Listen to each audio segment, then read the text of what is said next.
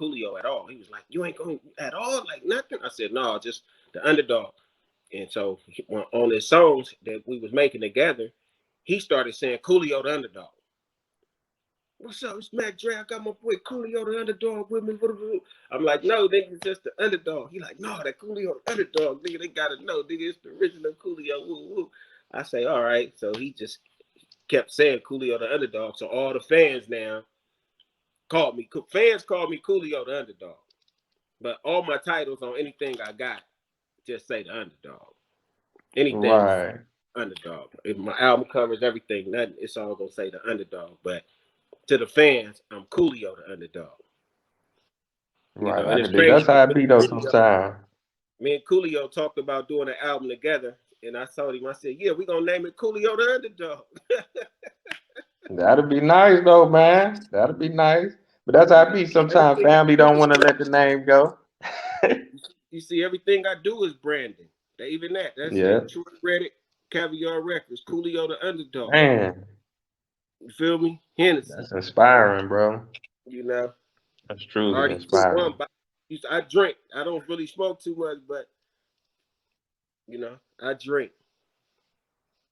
But I I go on can my dig it. I cleanse. I can. don't drink every day. I do a week cleanse. Every month I do a 7-day cleanse and keep my body fresh. Make sure I'm, you know, physically fit. Right, right. Them cleanses good for you. Some of these Oh, youngsters try man. to test me, boy. I knock one of you little youngsters out. I feel it. I feel it. Now, okay. Now, my question. How was it growing up in Vallejo? Because a lot of times, people from outside of California, sometimes they generalize, because we only see what we see on TV or on the movie, so we think all I'm of originally Cali is from like, Watts. I'm originally from LA. oh, okay, So I grew up. So I grew up gang bang. I'm from Grape Street Watts in LA. wow, So I grew up gang banging and all that. You feel me? In the 70s and 80s, I was gang member, you know. So when I went to Vallejo, I was 15, finna be 16. So that's how I mm, met Mac Dre. He wasn't even Mac Dre then. He wasn't rapping. When I went to, well, he was rapping, but he didn't have nothing out. You know what I mean? mm-hmm, And so my homeboy EB, Daddy of the Hood, he from the Romp, just before the Romp or any of that. And I had a song called I'm Not the One that I did with Studio Tone. And so everybody loved that song in Vallejo. They was like, it's a Crip out here from LA. Like, this nigga hard. You know what I mean? Like, so everybody messed with me. I did a show, me and Too Short, 1988 at the Vallejo Fairgrounds. And sold out the show. That's 31 years ago. You feel me? And we sold the show out. And then EB, he brought Mac Dre to my auntie house on Mark Street in the Crest. And so he was like, man, he want to rap. Dre was like 17 then. You feel me? And so I was telling him what bars and measures was, because he wanted to know what bars and measures. He was like, what's a bar? What's a measure? You know, like what's and so I was telling him about mm-hmm, bars and measures and how to format a song. And then he ended up going to Fout Springs. And when he went to Fout Springs, he had to go do like 6-7 months for like it's like a juvenile hall boys ranch. And so when he came home, he had a song called Too Hard for the Radio. Too Hard for the fucking Radio. So that was the first song that was his first ever full right, that too he hard for the recorded. radio. That's a classic. Yeah, yeah. So that was his first. So, but when I went to Vallejo, it was laid back. Everybody was players and pimps and hustlers getting money. It wasn't too much killings. It wasn't a lot of shootings and whatnot. People were fighting. They had neighborhood quarrels and all that, but everybody ended up being cool again and go to Dan. It's a park called Dan Foley Park.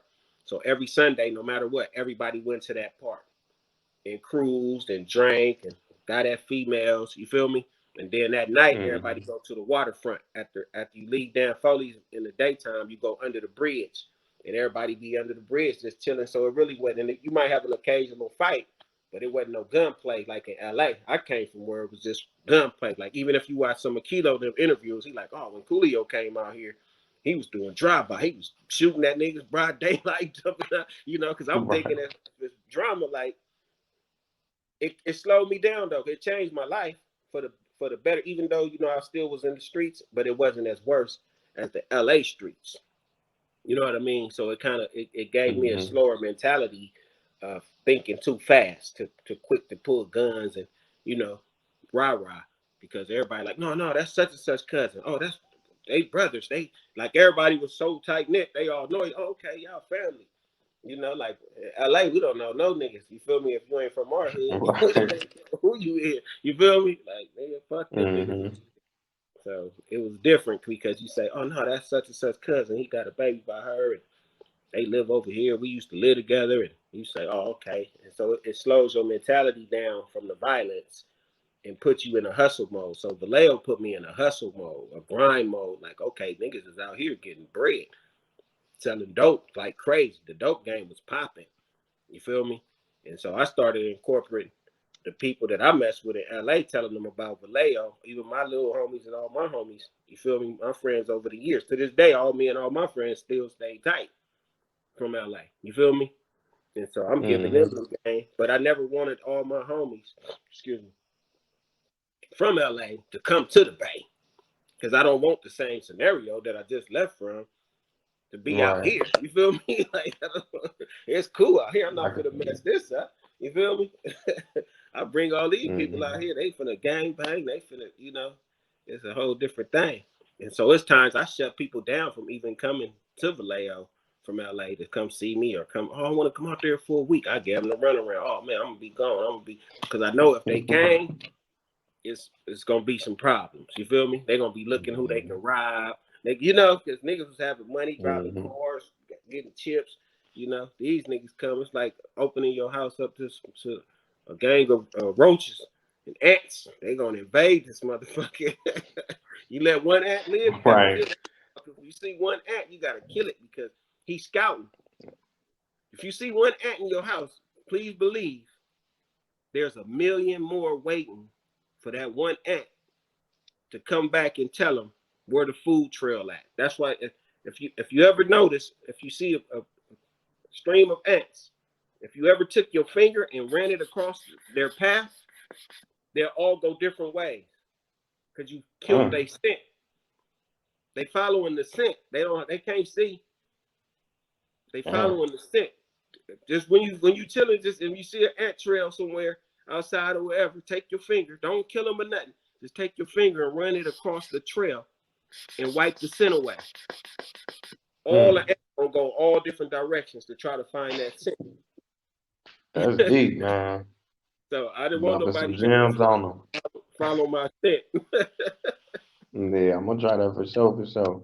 So I can ask you this, like, what was some of your early influences in terms of hip hop and starting to write? Did that start in LA or, did It it kind started of in LA. I was rapping 83, 84. So I was trying to mm, do Curtis Blow, Blowfly, all of them put me a Tidy T, Uncle Jam's Army, Egyptian Lover.